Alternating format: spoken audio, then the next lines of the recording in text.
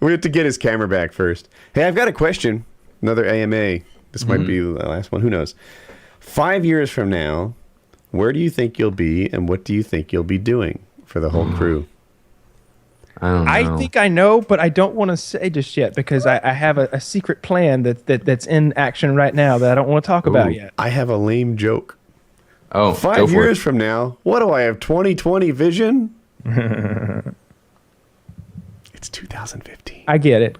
I got it. It was just All the jokes are guaranteed to be save bad. those for PKN. Those- I just turned my head like a confused dog. I was like, man, I don't know. I think, well, I'll contractually be doing this same thing for 3 years, and then I don't know. I don't know if I'm going to still be in California. I kind of want to Where move. would you go if not Cali?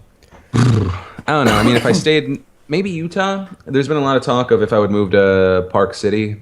Every time I go there, it's like it's gorgeous. I could still do a lot. I mean, the whole like initial awesome thing about this job was I could do it anywhere, and then I made it into this thing that was super successful, and then I sold it, and I kind of locked myself in one place for 5 years. So I think after 3 years from now, I think I'd kind of want to move. Maybe Park City though, Utah. I think I would like to live in Texas.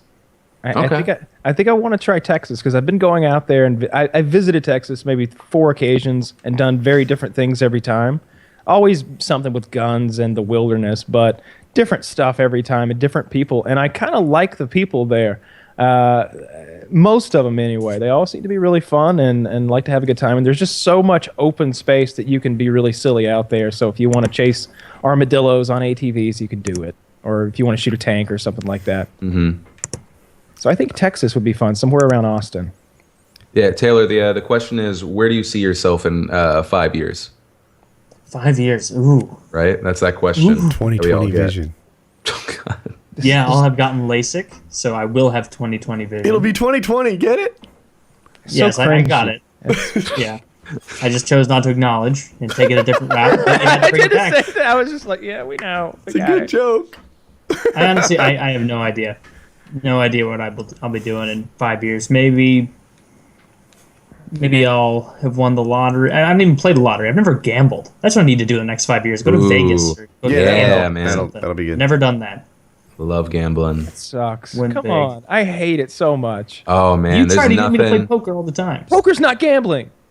If you gamble on it, it is. No, it's not. It's not. It is the way I play it. I don't play poker because I can't lie to people that close to my face. I just take Kyle's money. That's how I play. I would love to play you. You've played me. How many times have I Get that cleaned you out? bullshit Tecate beer game, and in the other game, you got mad because I rebought in a couple Oh, times. I cleaned you out so many times that I didn't want to play anymore and just kept going all in until sweet relief. Until I had all the money. Because you got all the money in like one hand. Just all in, all in, That's all how in. It's punishingly boring to Yeah, play poker with someone who's really, really into it, and you're not. I don't know. I love like if I go to Vegas, I go play Blackjack, and if you will, I think it's called progressive negative. I just go in with a really large pot of money, and I play the minimum, and then if I lose, I double it. If I lose, I double it, and it's just like you're just essentially playing depending on what the maximum at the table is. That you're not going to lose 9 hands in a row, which I've seen happen to my poor buddy Richard. But luckily it's I not looked happened into to that me. strategy. I didn't think about the maximum when I first started looking into it. And I was like, why is it that the whole thing where you double your money until you like you just, all right, you lose $5, you bet 10. You lose $10, you bet 20. Keep doing that and then go back to the $5 again, right? And so you keep the 5 every time you win, but every time you lose, you just get back to even and you're set. There's sort of two concepts that crush it. One that Phil mentioned is the table max, right? Like eventually you'll lose 6 hands in a row or 9 hands in a row, whatever that is, and you won't be able to do it anymore. That combines with the other factor that is you win small and you lose huge. Yes. And, make it roulette because that's simpler. But, yeah, like eventually, if you watch the roulette, a lot of tables have like how many like reds in a row or blacks in a row you hit. you eventually do see like 6 in a row. Like if you watch that sign, there'll be 6, there'll be 9 blacks in a row. It happens. And then all those little $5 victories you had, like a month's worth get wiped out the one time that you've doubled 10 times. Yeah, the main thing with gambling in general, whether it's you're going progressive negative or anything else, never bet anything that will actually hurt you, right? Always be able to walk away like, this is my gambling money.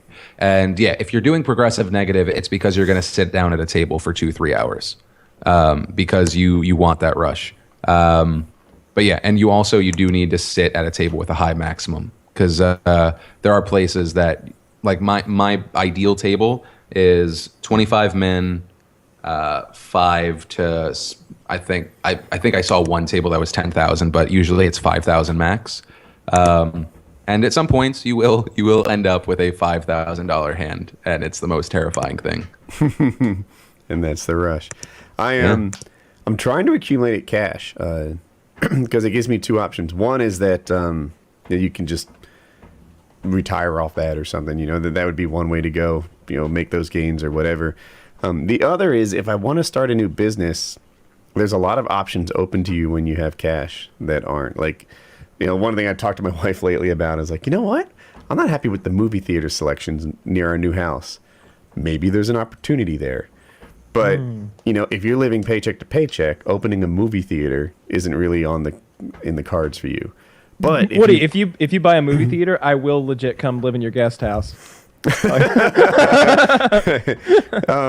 But you know, that was the thought. I started looking into like movie franchises and how much it takes to start up at, and you know, a lot of these franchises, they like look at your net worth. Like if you want to start up a gas station, I looked at this a while ago. You had to have like a net worth of 400 grand with 250 liquid or something like that. And I was like, oh, that's a lot of money to start up a gas station. I didn't realize all these people they were worth $500,000 or better who own them. But yeah. If you have cash, then your next business idea can be, you know, a reality and not just a dream. So that's what I've got in my head. So what do you think? Like 2 more hours here? Yeah, I feel like we're flowing. Yeah. Yeah. I feel like I don't know. I'm digging it. It's cool. All right. Bastards. Come on, Taylor. I think we should call the show there. I think it was very good. Yeah. It was. Yeah. There was some pain in Taylor's eyes.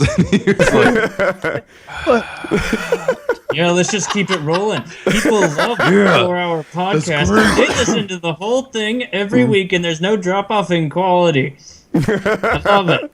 I thought the second half was stronger than the first. No, they were both good this week, but that's because Phil over here is a internet legend. Lots I of agree. tales.